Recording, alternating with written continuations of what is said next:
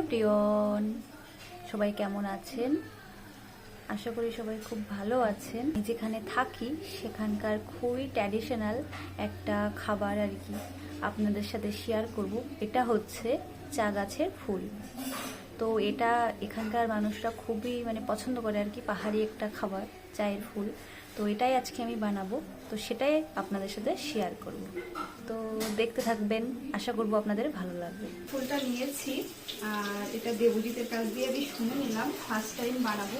দেখতে ফুলগুলো না দেখতে খুব সুন্দর, দেখুন সত্যি খুব সুন্দর, অসাধারণ।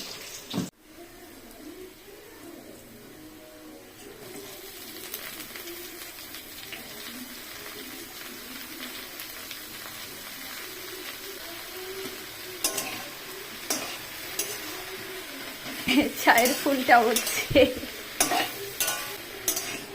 সবজিটা বানাচ্ছে। আর এখন চায়ের ফুলটা আমি রান্না করে নিই, আপনাদের সাথে আবার পরে কথা হবে। আর খাওয়ার সময় অবশ্যই আপনাদের সাথে শেয়ার করবো খেতে কেমন। এখন হয়তো বাই বাই।